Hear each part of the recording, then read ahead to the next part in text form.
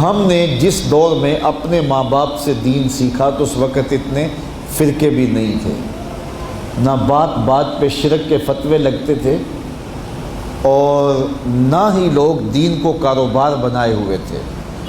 اس وقت کوئی کھڑا ہو کے نعت بھی پڑھتا تھا تو اس کی آنکھیں بند ہوتی تھیں اور تصور مدینے کی گلیوں کا طواف کر رہا ہوتا تھا، اور اگر کوئی پیر طریقت تھا تو اس کا مقصد مخلوق کو اللہ تک پہنچانا تھا، لوگوں کا دل اپنی جانب موڑ کے مائل کر کے اپنی جیب گرم کرنا مقصد نہیں تھا۔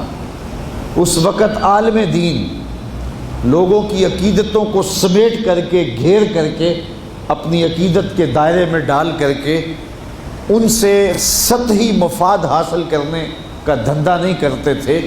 اس وقت عالم دین بندے کو گناہ سے نکال کر کے اللہ کی دہلیز پہ سجدہ ریز کرنے کا کام کرتے تھے۔ اور آج ہم دیکھتے ہیں کہ فرقہ پرستوں نے اسلام کو توڑ کے رکھ دیا، اور جو لوگ بیچارے اللہ کے حضور سجدہ ریز ہوتے ہیں ان پر شرک کے اور بدعت کے فتوے لگا کر کے ان کو اسلام سے بدزن کرنے کی کوشش کی، اور نعت خوانیاں ایک بہت بڑا کاروبار بن گیا، اور پیری مریدی ایک بہت بڑا دھندا بن گیا۔ تو اس دور کے اندر اپنی اولاد کو سنبھالنا، وہ طرح طرح کے سوال کرتی ہے، پوچھتی ہے، تو پھر ان کو دین پر مطمئن رکھنا اتنا آسان کام نہیں ہے۔ ہمارے والدین نے ہماری تربیت کی تو ان کے لیے قدرے آسان تھا، لیکن ہمارے لیے اپنی اولاد کو سنبھالنا اور دین کی راہ پہ ڈالنا قدرے مشکل ہے۔ لیکن ہمارے والدین نے جو آسان کام کیا تھا اس کے لیے بھی بڑی محنت کی تھی، اور ہم اپنی اولاد کے لیے کیا اتنی محنت کر رہے ہیں جتنی محنت ہمارے والدین نے ہمارے اوپر کی تھی۔ تو اگر ہم نہیں کر رہے تو پھر ہماری اگلی اولادیں یا ان کی اگلی نسلیں پھر کن ہاتھوں میں ہوں گی؟ تو اس لیے ہمیں خاص طور پہ سوچنا چاہیے۔ میں نے قرآن مجید کی جو آیت کریمہ پڑھی ہے اس میں ارشاد فرمایا، اپنے آپ کو اور اپنی اولاد کو دوزخ کی آگ سے بچا لو جس کا ایندھن انسان اور پتھر ہے۔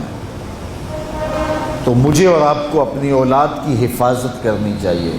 بعض اوقات ہم وطن چھوڑ کے یہاں آتے ہیں اس لیے کہ ہماری اولادوں کا مستقبل ٹھیک ہو جائے۔ ہم خود پردیس کاٹ لیتے ہیں، تنہائیاں کاٹ لیتے ہیں، اذیتوں سے گزر جاتے ہیں، لیکن اولاد راہ مستقیم سے بھٹک جاتی ہے۔ تو ہم نے ان کی دنیا کی زندگی کی تو سنوار دی، لیکن جو حقیقی ابدی اور سرمدی زندگی ہے جو کبھی ختم ہونے والی نہیں ہے تو وہ برباد ہوگی۔ تو ہم نے اپنی اولاد کا بھلا نہیں کیا ہے، اپنی اولاد کا نقصان کیا۔ تو ہمیں چاہیے کہ ہم اپنی اولادوں کی حفاظت کریں، اور اولادوں کی حفاظت کیا ہے؟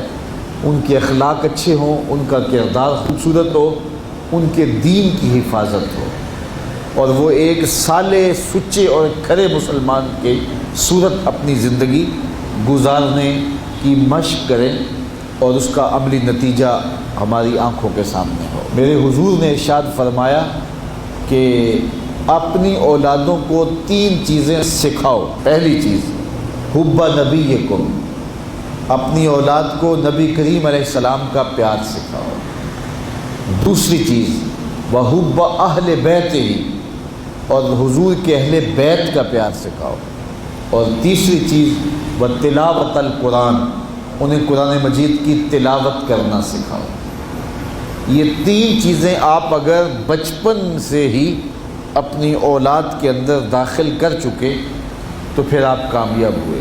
یہ بات ذہن میں رکھیے کہ ہم اس وقت متوجہ ہوتے ہیں اولاد کی تربیت کے لیے جب وہ ہمارے ہاتھ سے نکل چکی ہوتی ہے۔ ہمارے گھروں میں ہماری صبح کا آغاز قرآن مجید کی تلاوت سے ہو تو پھر خیر و برکت کے قافلے ہمارے گھروں میں اتریں گے۔